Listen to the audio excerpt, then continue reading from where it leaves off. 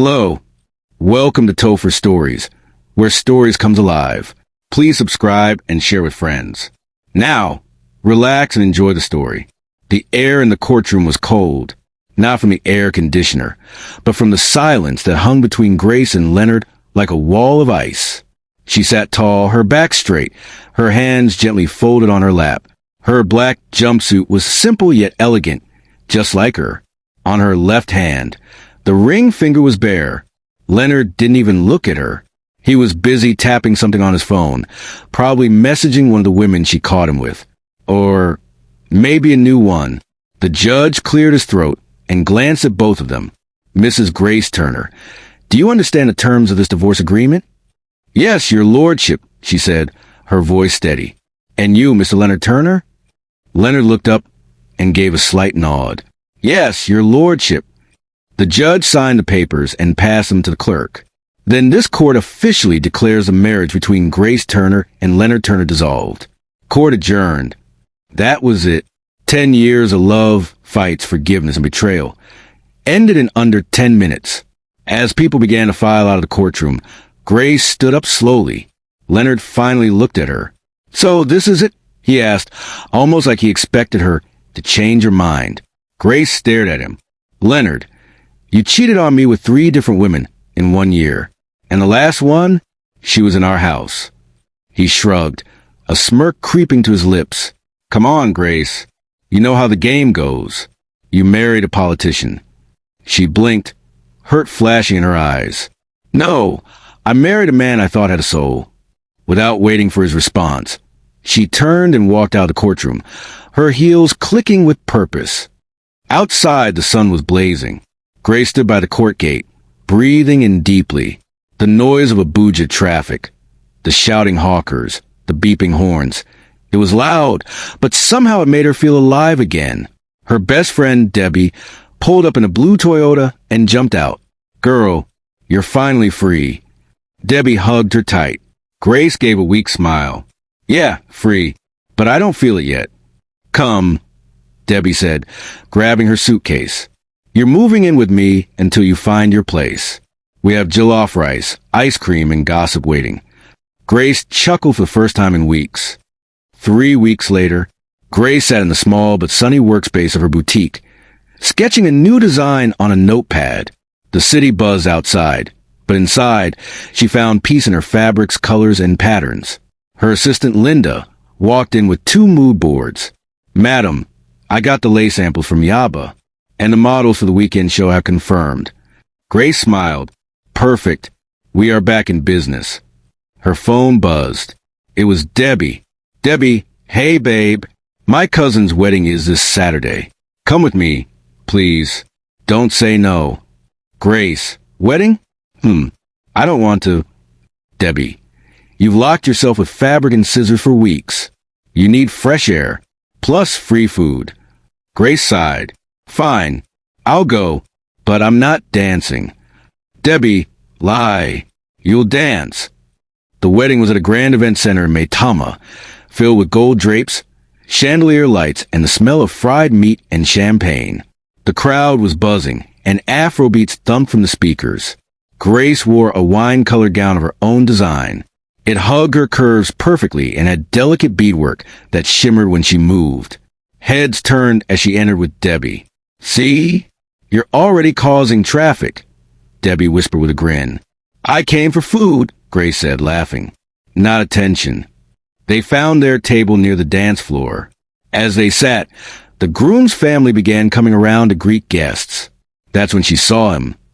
Tall, dark, dressed simply in a kaftan with a quiet elegance. He didn't smile too wide. His eyes had a gentleness that disarmed her. Debbie tapped her. Oh, that's Daniel, groom's cousin. He just got back from South Sudan, or somewhere like that. Grace watched him shake hands and speak softly with an older Annie. He doesn't look like someone from Leonard's family, she muttered. Wait, you know who he is? Debbie asked. His name is Daniel Turner, right? Yeah, he's Leonard's younger brother. Debbie's eyes widened. Shut up. Are you serious? Grace nodded slowly. He was never in the picture. Studied abroad. Always distant. Leonard hardly talked about him. Just then, Daniel looked over, and their eyes met. He gave a small nod and a smile, the kind that said, "I know who you are." Grace looked away immediately. Minutes later, he was standing at their table. "Debbie, long time," Daniel said warmly. His voice was calm, deep, almost musical. "Daniel." Debbie jumped up and hugged him. "You've grown into a whole man. How are you?" "I'm good. It's been a long few years." He turned to Grace. "Hello, Grace." She stood up slowly, wary. "Daniel, I didn't expect to see you here." "I didn't expect to see you either," she replied. "Didn't think you were still in the country." "I just returned 2 months ago. Was working with Medicine Sans Frontieres." Debbie looked between them, sensing tension. "I'll go get more drinks. You two talk." She disappeared before either of them could protest. Daniel sat down beside her. "I heard about the divorce," he said carefully. Grace raised a brow. "Did Leonard tell you?" He shook his head. "No, I haven't spoken to him in years. I saw the news online. People talk." Grace sighed, sipping her drink. "Well, it's done. He can go and break more hearts." Daniel looked at her, genuinely concerned.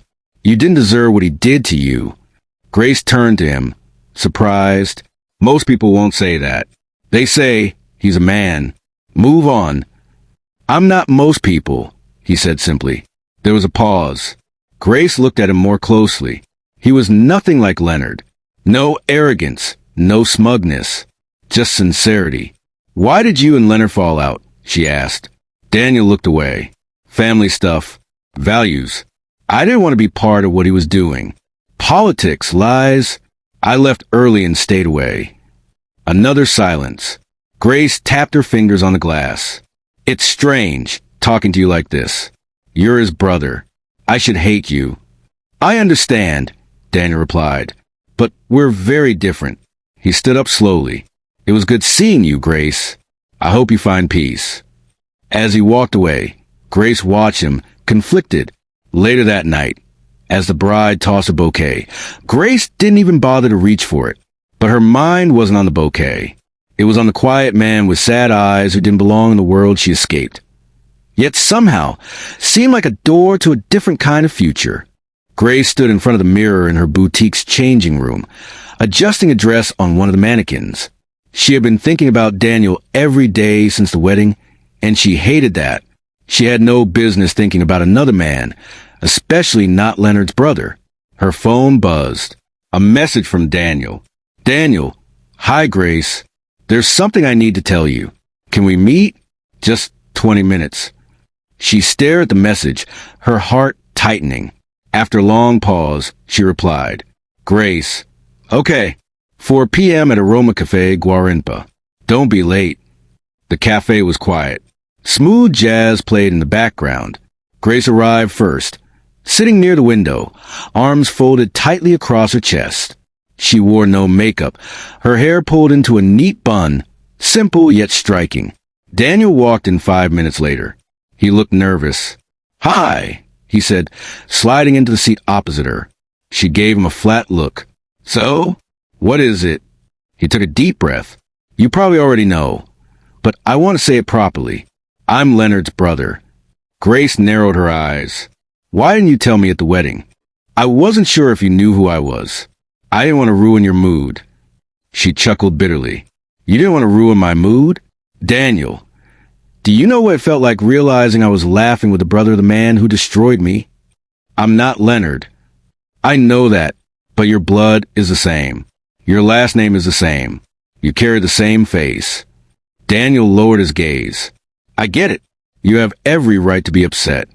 Grace leaned forward, her voice sharper. "Why are you even talking to me? Did Leonard send you?" Daniel looked stunned. "No, I haven't spoken to Leonard in years. We don't talk. We're not close." Grace blinked, skeptical. He continued, "We had a huge fight years ago. He was already deep into shady deals, cheating on women, lying to the press. I tried to talk sense into him. He told me to leave the family alone if I couldn't support him." Grace shook her head slowly. "So you left?" "Yes. I moved abroad, started over. I didn't want to be part of his world. She was quiet, thinking. Then her expression hardened again. Even if you're different, Daniel, I can't do this. Not with you. It's too messy. Too close. Daniel looked hurt, but nodded. Okay, I understand. I'm sorry I confused things. He stood up to leave, but before turning away, he added quietly, I never want to be a burden to your healing, Grace. I just wanted to be someone you could trust. And then he walked out. Grace sat there, watching the door swing shut behind him. Her stomach turned. A small part of her wanted to run after him, but her scars screamed louder. 6 months earlier, it was just past midnight. Grace sat on the marble floor of their kitchen in Lecky, crying silently. Her cheek stung where Leonard had slapped her during an argument about a woman whose earrings she found in their bed. He had walked out like he always did, after yelling, You're too insecure, Grace, always accusing. She pressed ice to her face and stared at the wall. There was no one to call. No one who would believe her. Her marriage looked perfect on Instagram. A message from Leonard blinked on her phone. Don't wait up. Staying at the club. Grace closed her eyes. She wasn't even surprised anymore. Now, present day, Daniel scrolled through Instagram. Grace had just posted a photo of herself with her new designs. She looked happy, but he could see the forced smile. He hadn't spoken to her in weeks, not since she cut him off. He clicked on the message box, started to type, deleted, then typed again. Daniel, hi. I know you said no contact, and I'll respect that, but I just wanted you to know I'm here. I see your strength. I hope you're eating well. He didn't expect a reply. Meanwhile, Grace was at home, curled on Debbie's couch. She hadn't told anyone what she was really going through. But tonight, she couldn't sleep. She found herself scrolling through old photos, her wedding, vacations with Leonard, 4 smiles she wore like masks. And then, like a memory slap, came the flashback. Flashback. 2 years ago, Grace stood at a party filled with politicians and celebrities. Leonard was drunk, laughing with a woman who had her hand on his chest. She pulled him aside. Leonard, we talked about this. You promised. He raised his voice. Don't embarrass me in public, Grace. Then stop embarrassing me in private. He grabbed her arm tightly. You knew who I was when you married me. Play your role or leave. She jerked her arm free, tears threatening. I want a husband, not a performance. He walked away, leaving her standing there humiliated. Back to present. Grace wiped a tear and picked up her phone. She saw Daniel's message and stared at it for a long time. She typed, Grace, thank you. I don't say it enough, but thank you. He saw the notification light up on his phone and smiled. The next morning, Grace arrived at her boutique early. Linda was already there, steaming fabric. Madam Grace, you look lighter today. Grace smiled faintly. I slept. She didn't explain why, but for the first time in months, she felt a little less heavy. Across town, Daniel was volunteering at a local clinic. A nurse walked in and said, Dr. Turner, someone left this for you at the front desk. He opened the package. Inside was a simple sketch of a woman in a flowing dress. Below it, a note in neat handwriting. She's broken, but she stands. She's hurt, but she shines. She's scared, but she's healing. GT. Daniel smiled. Grace was still trying to stay away. But somewhere in the silence between them, something unspoken had begun to bloom.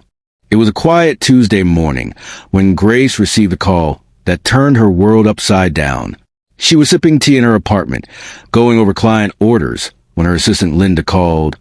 Her voice panicked and high. Madam, fire. Boutique Don catch fire. Fire is burning everything. Grace froze. What? Come now, come now. Everything is going. Grace dropped the phone and ran. When she arrived, the boutique was surrounded by a crowd and smoke. Flames licked the sky. Firefighters battled the blaze. Hoses spraying water in all directions. Her mannequins, dresses, sketchbooks, everything she had built was going up in flames. She stood behind the tape, numb, her heart pounding.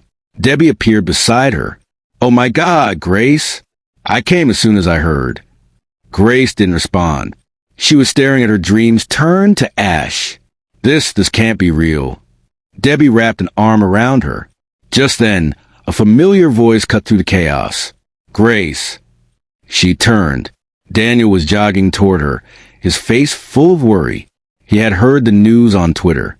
He reached her side, gently touching her shoulder. "Are you okay?" Grace nodded slowly, but tears filled her eyes. "Daniel, it's all gone. My sketches, the materials, my new line, everything." He looked into her eyes. "No, Grace, not everything. You're still here. You're alive." The firefighters were still working, but the worst was over. Later, Grace sat on the curb, silent. Her face was stained with soot and tears. Daniel crouched beside her. "Do you know how it started?" "No," she said softly. Neepa restored light. Linda said there was a spark. She ran out to call for help, then boom. Daniel's eyes darkened. "That doesn't sound right. You use surge protectors, right?" Grace nodded. "Everywhere." He hesitated. "You think someone did this?" She looked away. "I wouldn't put it past Leonard." Daniel clenched his jaw. "I'll help you," he said. Grace frowned. "With what?" "Daniel, this is beyond helping. I can lend you money, or help you raise it. I know someone at the Artisan Fund. We'll rebuild." She turned to him, tired and broken. "Why are you always showing up for me?" He gave a small smile. "Because I want to. Because someone should." 2 weeks later, they worked side by side. Daniel helped her clear out the charred remains of the boutique. He lifted, sorted, arranged calls with donors, even introduced her to someone who agreed to sponsor her next mini collection. At night, they sat in the remains of her shop with takeout, eating by lantern light. One night, Grace asked softly, "Don't you have other things to do?" Daniel chuckled.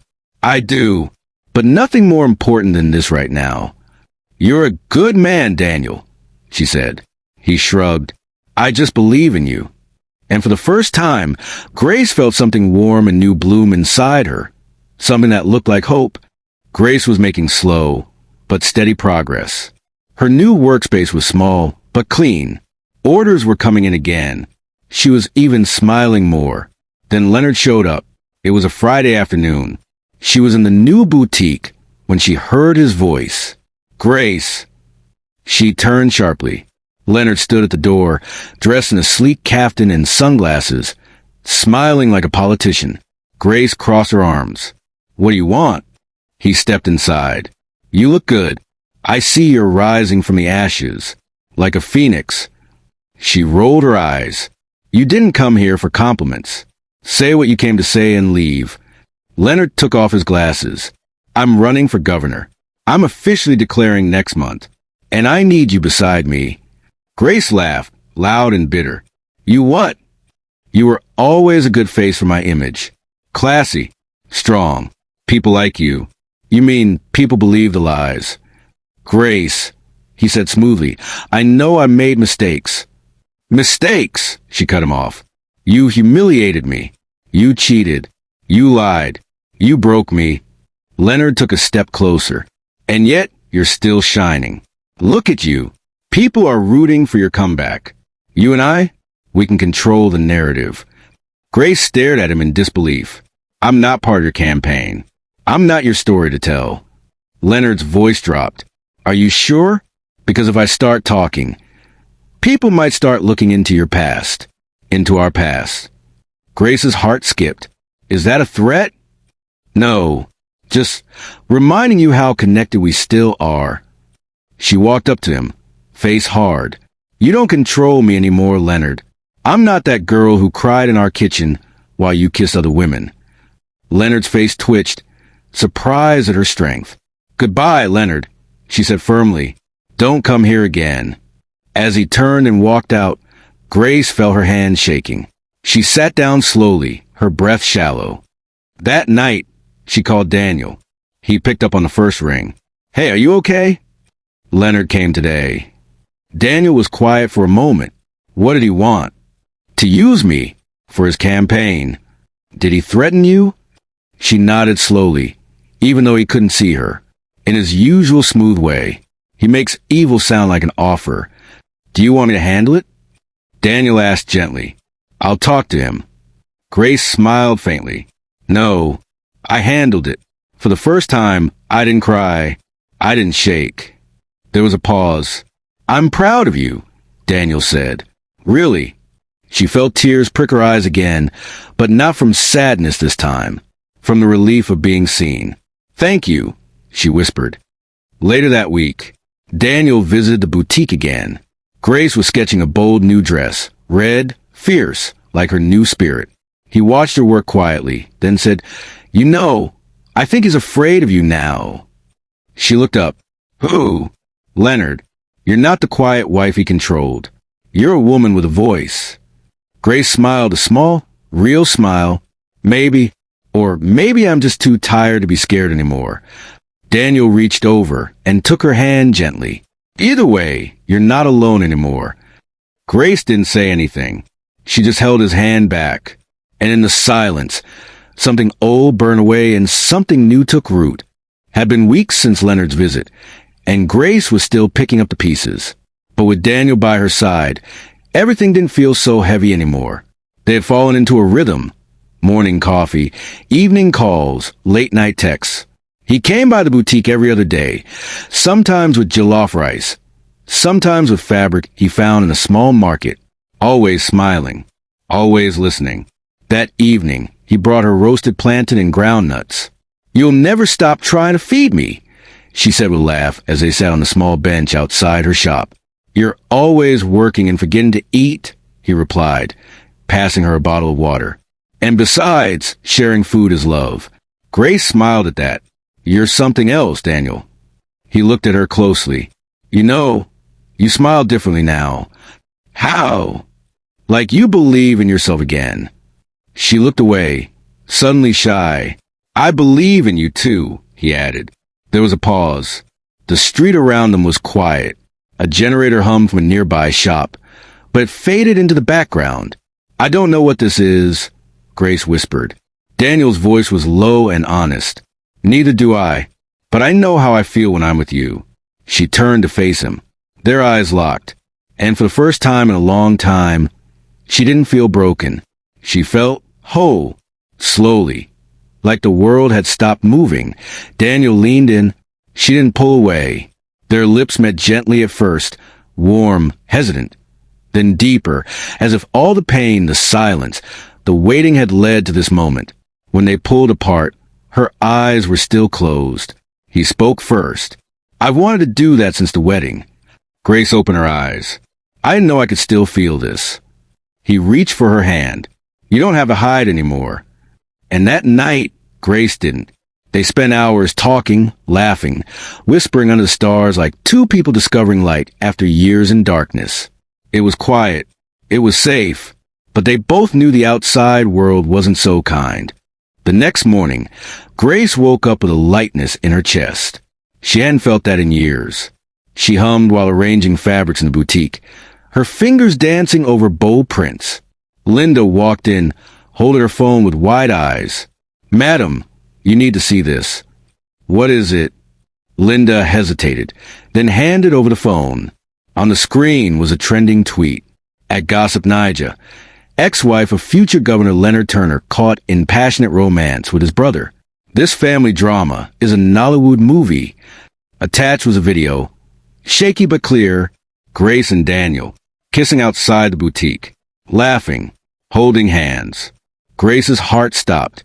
The tweet already had over 100,000 views. Her hands trembled. No, how? Debbie burst into the room. Grace, are you okay? Have you seen it? Yes, Grace said, her voice hollow.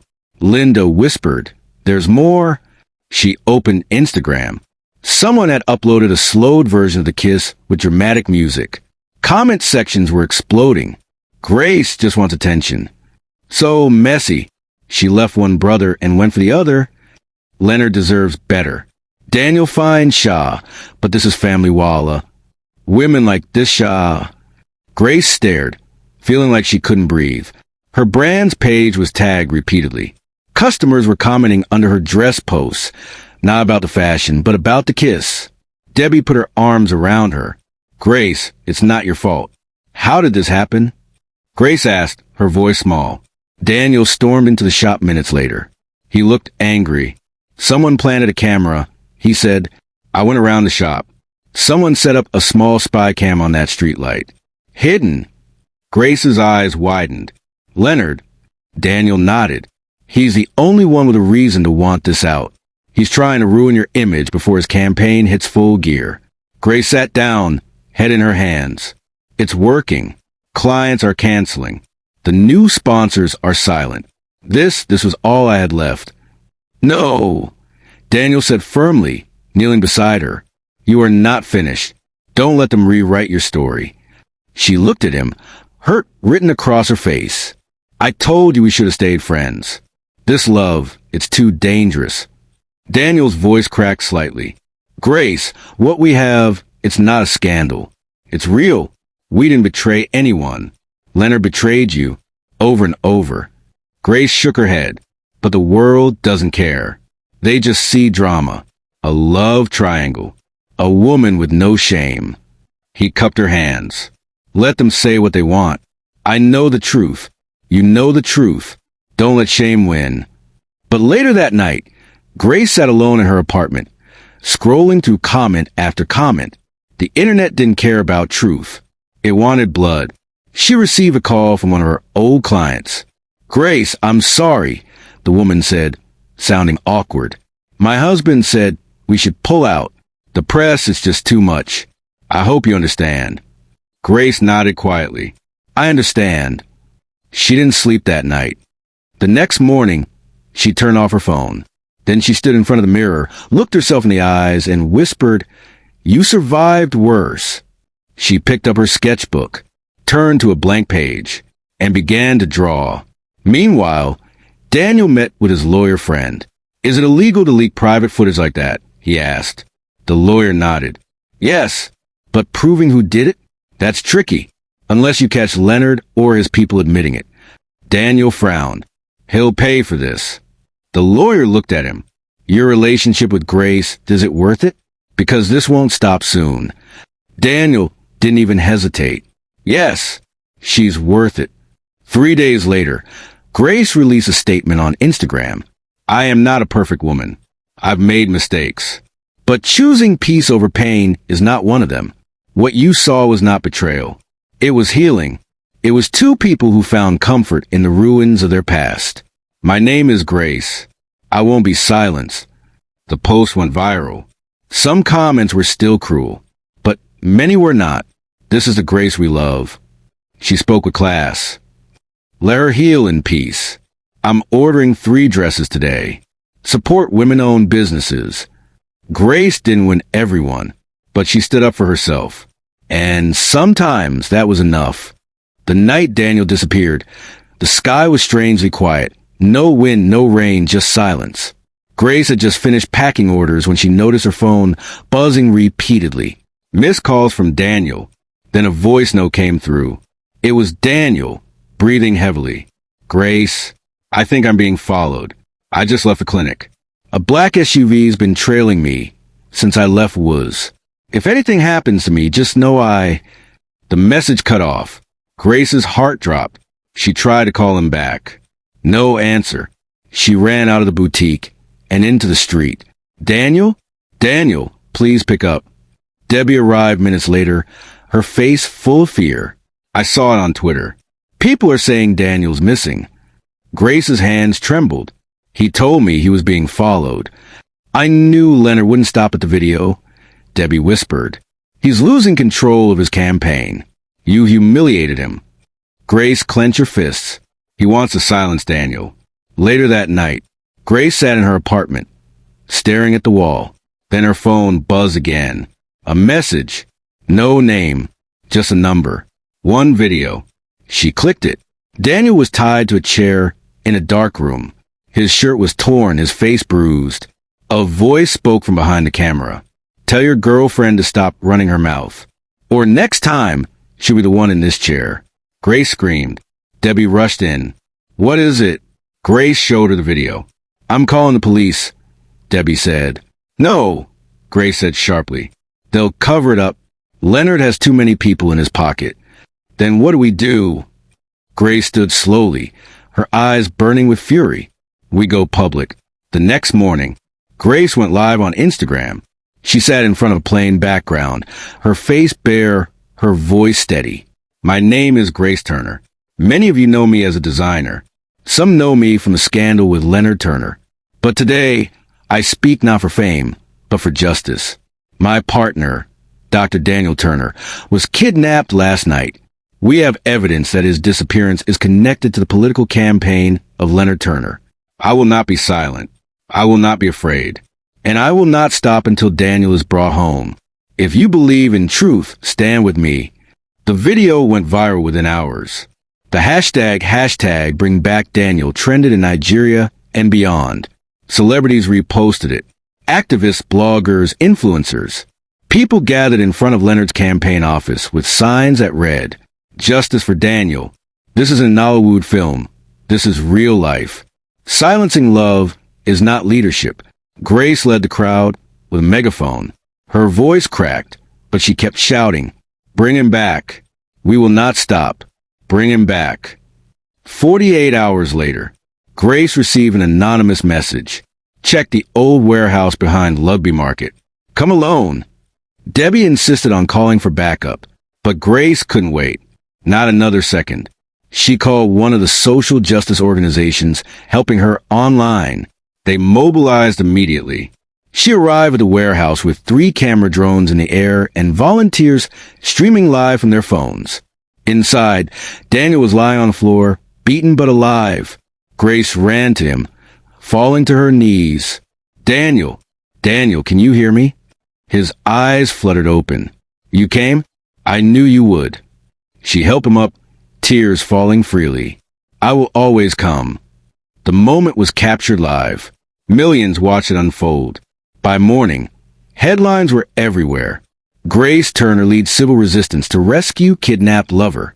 Leonard Turner's campaign implodes amid scandal and violence. Leonard was arrested that same day for obstruction of justice and conspiracy. His campaign office was shut down. Sponsors pulled out. His name was tarnished. And Grace became more than a designer. She became a symbol. The hospital was quiet. Daniel lay on the bed, bruised but healing. Grace sat beside him, holding his hand. "Do you hate me for everything you went through?" she asked softly. He smiled weakly. "You saved my life. How could I hate you?" She looked down. This started as a mistake. But now it's everything. He squeezed her hand. "We didn't fall into love. We rose into it." They both laughed, tired, relieved, alive. 1 week later, Grace held a press conference. This time, no tears, no fear. She stood behind a podium, dressed in a simple white dress from her new collection, and addressed the world. "We're told to be ashamed of loving the wrong person. But I loved the wrong person once, and I survived. And now, I've found the right one. Daniel, and I will no longer hide. Love should never be a crime. Thank you to everyone who stood with us. This isn't just our story. It's your story too." Cameras clicked. Reporters asked questions. Grace and Daniel walked out hand in hand. Later that night, they returned to the boutique, rebuilt, rebranded, and glowing with soft lights. Daniel held up a new design. "What's this one called?" Grace smiled. "It's called Freedom." He kissed her forehead. "It's beautiful." "So are you," she replied. They stood in the middle of the shop, arms wrapped around each other. No longer hiding. No longer afraid. They had walked through fire. And they had come out together. And just like that, Grace fell in love again. But this time, it was with someone who loved her right.